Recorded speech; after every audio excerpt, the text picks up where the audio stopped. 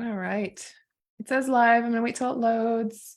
It's noon right now, but give me a moment to set up the live stream. We're talking about money and fees today, and I got to tell you, this is 100% one of my absolute favorite things to talk about.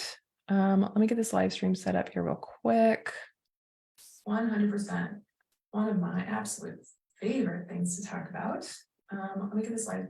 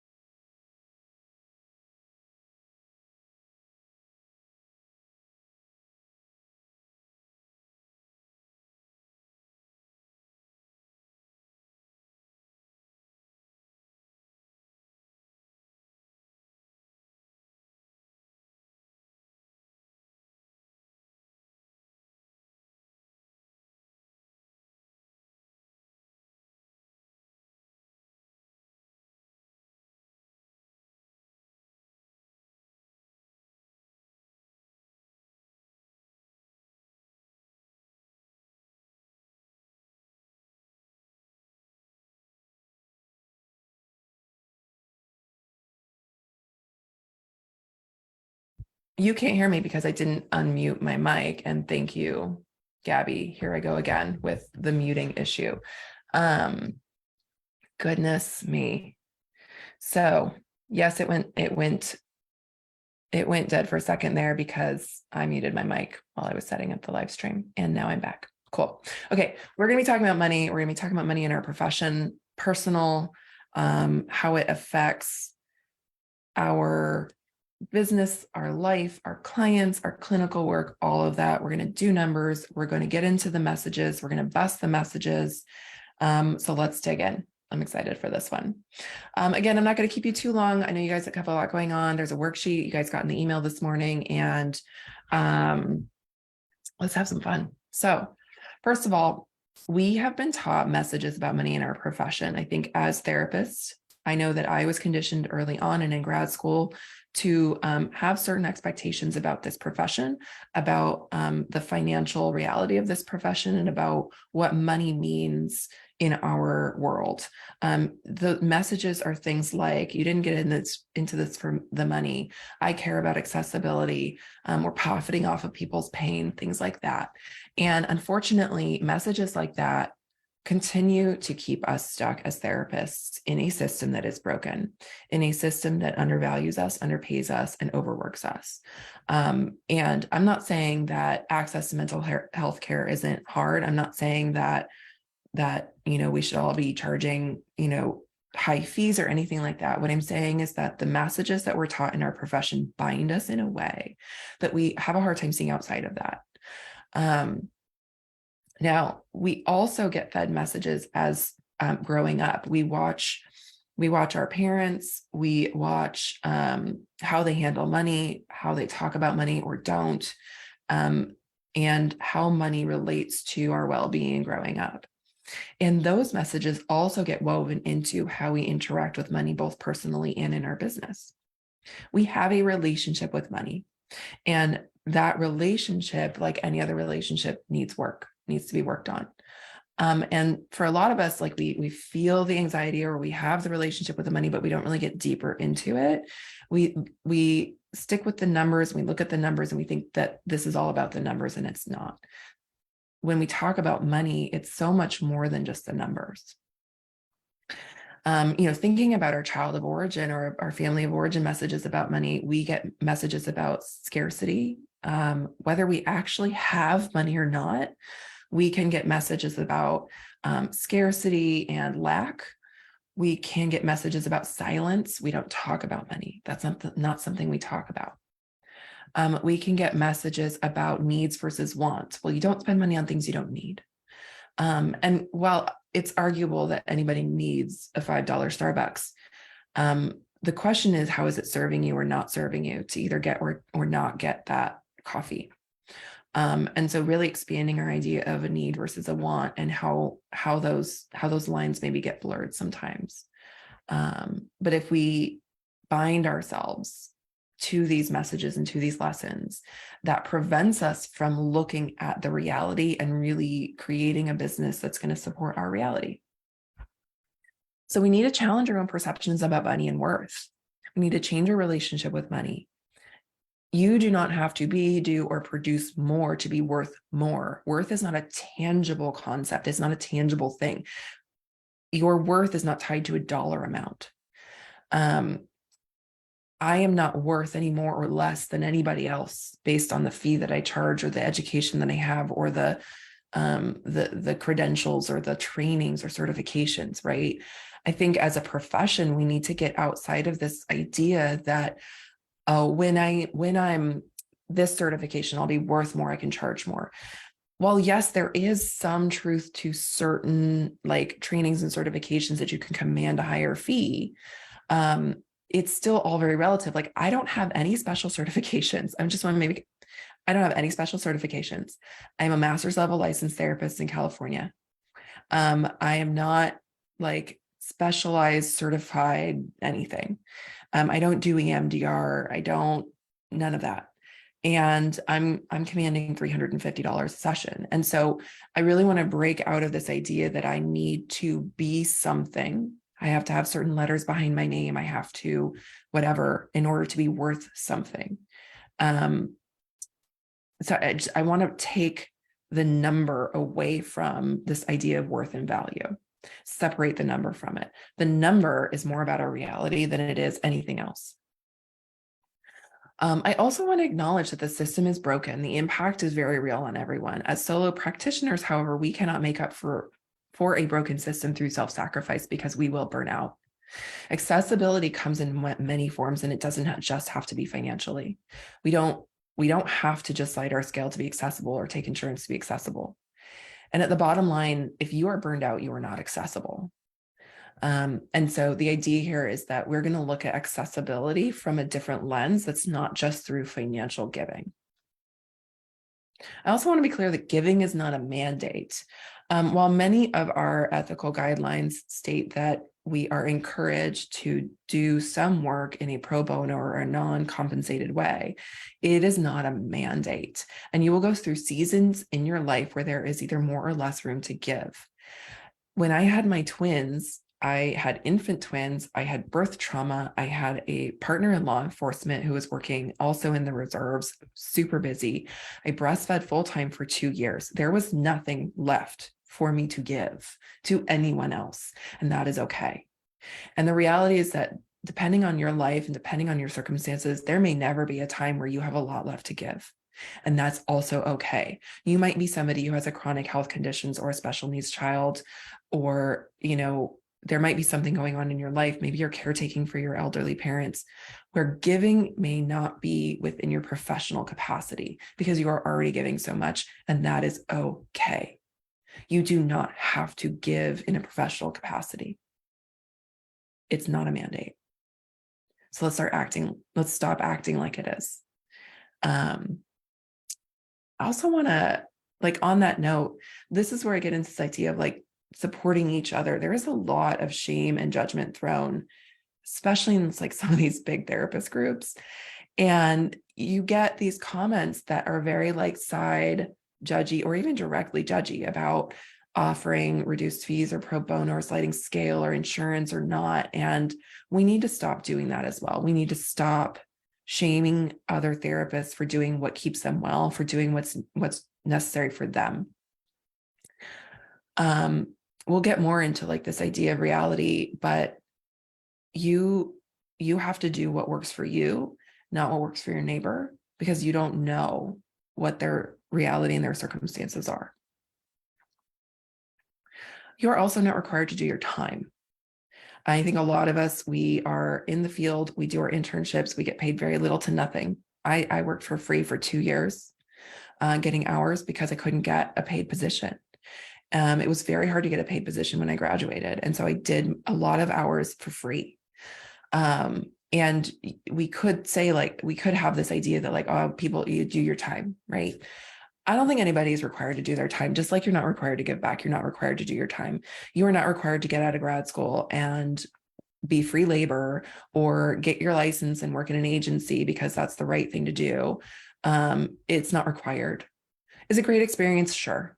Right. But that might not be financially feasible for you. If you're a single parent with 2 kids, working for $30 an hour might not be an option for you. And so we need to be conscious about the realities that other people have that might be different than ours, that are causing them to make different decisions about what they need for their business and for their life. Fees and financial, like, well-being are a must in order for your business and for you to succeed. You must have a financially sound business in order to make it. That's one of the realities, right? And like there are choices that we need to make in our business regarding our fee in order to be financially stable and sound. If you're not financially stable and sound, you're either going to burn out because you're working too much, or you're not going to make it in private practice because the money didn't work. And I don't want that for you. The other thing I want to bring up right now is this idea of checking our biases, right? So often when someone starts calculating their fee and talking about their fee, and they realize that they need to charge more than they expected in order to be financially solvent and stable, is, oh, well, people, my clients, my population, they can't afford this fee. They can't afford this fee. And I'm going to challenge you to think about, like, yes, I get it. There are absolutely people in your population that can't afford that fee. I'm not denying that at all. But what does it mean about how you've internalized biases and beliefs about your client population that they're not capable of having the resources to allocate to therapy? And again, whether that's $20 or $200, you know, what someone can afford is not necessarily directly tied to who they are or what population they are. And the other question I have, like the other thing I come up against is they're like, oh, well, you know, I charge 150. That's pretty average for my area because I really want to be accessible. And I'm like, accessible to who? People that can afford 150? Because somebody that's can afford $20 can't access that. And somebody that can afford $300, that's no problem. So who are you accessible to, right? Would charging $200 allow you to access some of the $20 clients? Is that accessibility? So we can get into this idea of like what accessibility actually looks like in terms of balancing our fee. Where we are, if we do want to help people who are not able to afford a full private pay, that we do have room for that. And it fits within our financial plans, and we are meeting our financial goals, and we are financially well and stable. Okay. So the next piece I want to talk about is this idea of how we decide what our fee is. So raise your hand, how many of you, when you were going into private practice, or when you're thinking about private practice and you were like, oh, how should I set my fee? Now, let me go look at other people in my area with similar levels of experience and similar levels of years in the field. And what are they charging? And I can probably charge about that, right? Even our ethical guidelines talk about this idea of usual and customary. And I have a fundamental problem with this. Who decided? Who was the first person? Like who decided what usual and customary was? Was it someone with privilege? Was it someone with a spouse who had an income and medical insurance? Was it like, who was it? Was it some white dude in an ivory tower?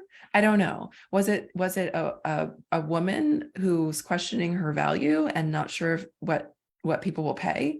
So somebody started usual and customary, and I don't know who that was, but it started somewhere. And how has that evolved over time, right? I tell the story about when I was setting my fees, and I looked at one of my supervisor's fees. Somebody had supervised me almost 10 years prior, and he was charging the same amount then and at the time that I was supervised by him that he was 8 years later or 10 years later. He had not raised his fee.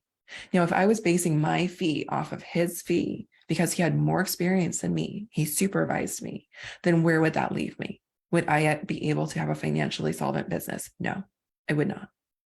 And so are we basing our fees on generations of therapists who either have undervalued themselves, who have privileged circumstances, or who have not raised their fees because whatever they're doing is working for them? Are we basing our fees on a reality that doesn't match our own? So I have a problem with usual and customary. And the thing is that someone has to start, right? So if we all decided to charge based on what we need, not on what everybody else is doing, then usual and customary changes. It becomes usual and customary to charge what you need, not what everybody else is doing. So be the change. Okay. Next piece. So how do you then decide on your fee? This becomes the big question, right? I want to do it on real numbers. I am a huge fan of data. I'm a huge fan of grounding yourself in the numbers. Yes, we need to address our mindset, and that is a huge piece of this, because when we do our numbers, we're going to confront our mindset. So we'll talk a little bit more about it as we go. But first, we need to understand, what is the reality of my situation? What is my financial reality? And then how does that translate into a fee? Because when I ground my fee in a why, I am connected to the value system, like we said in the first presentation. When I have a values-driven why, I am more confident about my decision, and I can be more confident presenting that to an ideal client, to a potential client, or to a colleague. Be that change. So how do we do that? First, you need to figure out, what do I need to earn? This can be a bit of a difficult calculation to make. And again, we get into that word need, right? What do I need to earn? Now, I want to be clear. You do not need to live on the edge of poverty to be a caring, empathetic therapist. You do not need to live just above your means, or just below your means, or earn just above what you want or need in order to be an ethical therapist. You can be wealthy, whatever you define wealthy as. You can have luxury, whatever you define luxury as, and be an empathetic, caring, effective, good therapist. In fact, I would argue that if you have buffer, if you have wiggle room, if you have room to save for your retirement, go on vacations, take care of yourself, pay for your own medical needs, pay for your own private therapy, you are a better therapist, and you are going to sustain longer in this field, and you are going to do better work with your clients. And so setting up your business, not just to be good enough, but to actually give you some wealth, to build your financial capacity, to give you space to financially do the things that you want, not just need, makes you a better therapist. It will allow you to be a better therapist. And it also is also beautiful modeling, because who wouldn't want that for their client, right? Can we have the same things for us that we want for our clients? Again, you get to decide. That's the beauty of this, is you get to decide. So let's figure out some numbers. I did a little research, and the median salary for mental health professionals in 2020 was $49,000 in a W-2 job. That's somewhere around $30 to $35 an hour, I think. I think it's closer to 30. Yes, it's a W-2 job, so they take care of some of the taxes, maybe some of the benefits, right? So that all gets calculated into. The top 10% of mental health professionals made between $80,000 and $100,000. That's not that much, actually, depending on where you live, right? In California, that's not a lot. Again, W-2 jobs, so they take care of some of the benefits and taxes. We'll calculate that in. All right, so how do we calculate our estimated gross income need? Now, you can decide, depending on how you're coming at this, whether you're leaving an agency, whether you're making the transition, a group practice, whatever that is. Figure out how much you need to take home, multiply that by 1.3 to 1.6. I did a calculation based on 1.6 because I like to build buffer, and we'll talk more about why I build the buffer in. But you take the money you want to take home in your own bank account, and you multiply that by either 1.3 to 1.6, somewhere in that range. It is a good rough estimate to calculate your fee on. Depending on how you're going to set up your practice, your operating costs can be as little as $300 a month for a fully online practice, or it might be a bit more if you're going to have an office and some extras, right? But that, again, that's why I calculate times 1.6, because I want to create buffer. So take home income times 1.6. What I did, just for some fun numbers, is I'm going to calculate based on an $80,000 take home. Now, $80,000 take home is about $130,000 a year of gross income, give or take. Again, there's factors here like your overhead, your tax bracket, stuff like that. But this is a pretty good like number to base stuff off of, is 130,000 to take about 80-ish home. So I did some math and I actually bumped up that number to 138,000. So if I want to gross 138,000 before taxes and expenses, if I see 15 clients and I see them 46 weeks a year and I charge $200 a session, I gross 138,000. Now, a little bit different math.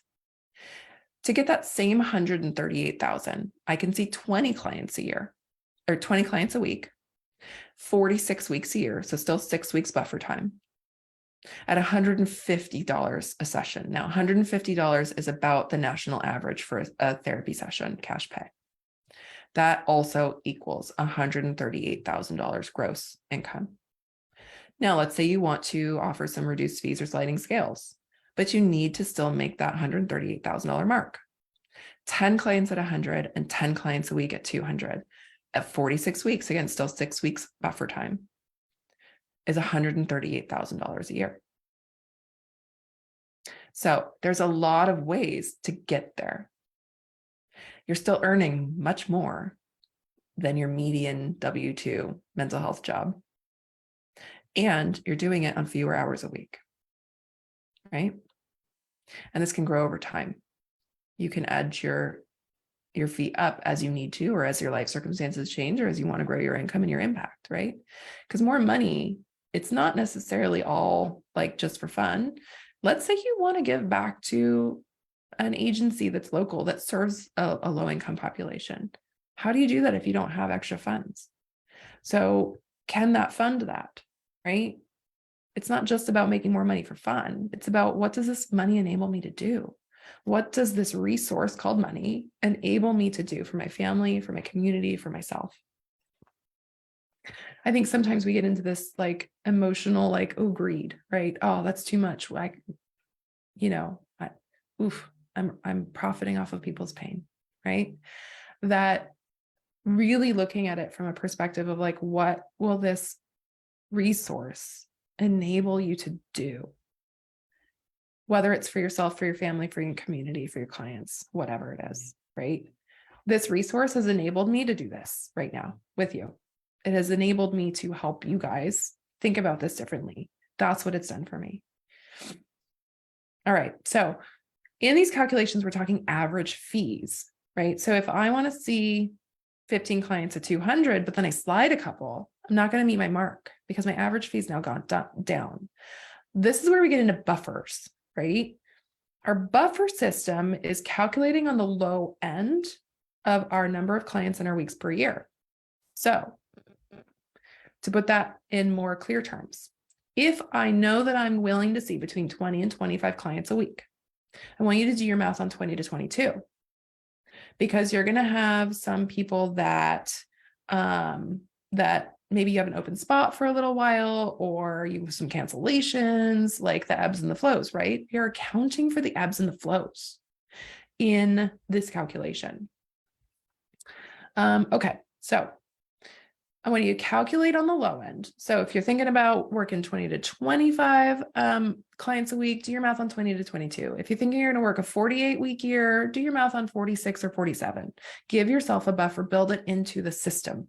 Build in the buffer. That way, if you have to cancel a day of clients, or you have no-shows, or not no-shows because you charge for those, or if you have cancellations within the window, you've already built in the buffer. It's there. You're not going to go under. Right? Now, I want to reiterate, this is your business and you decide.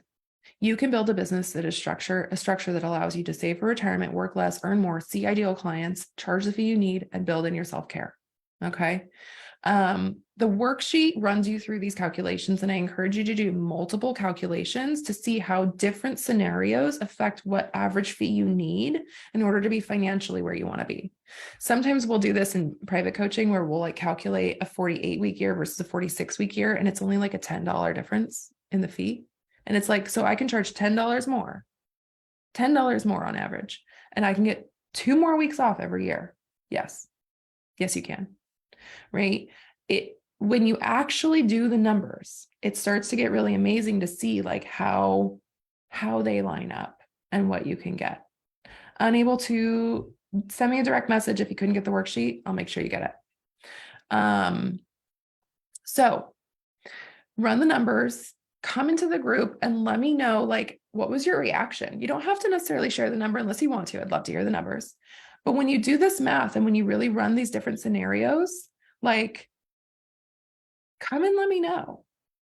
And let me know what it felt like. Let me know what came up for you. Let me know how you felt energetically, emotionally, what, like, you're probably going to come up to some resistance, right? But what are those resistances? Don't stop at the resistance. Write them down. Explore them. Do your therapist thing with them, right? Don't just stop at, oh my gosh, I don't know if I can do that. Don't get stuck there. And if you need help with that, let me know. That said, I wanted to give you guys a heads up. The program Practice by Design, doors are opening tomorrow. And we talk a lot about money in there. We talk a lot about fees. We do a lot of money work in that program. So even if you have an established practice where you're trying to make some transitions, make some changes, free up some space, increase fees, get off insurance, we help with that. Doors open tomorrow. If you are on my email list, make sure you get on my email list. I'm sending out a special offer to my email list only. That email is going to go out tomorrow. So make sure and get on the list today. If you have any questions about the program, let me know. I'll drop a link in the comments that goes to the page where it talks about it. But for real, just reach out and let me know. I'm not interested in selling you something you don't need. I have told people, no, I don't think this program is for you. I think something else will serve you better. And again, whether that's me or somebody else, I'm happy to share whatever resources I have. I love connecting people to the things that are going to make them successful, whether that's my stuff or not. So thank you for joining me today. Again, I love talking about money. So continue the conversation in the group. Bring your stuff. Post some posts. Let's talk about money. Let's keep the conversation going. And I will see you guys tomorrow. We're going to talk about marketing. And I'm super excited for that one as well. All right. Bye, everyone.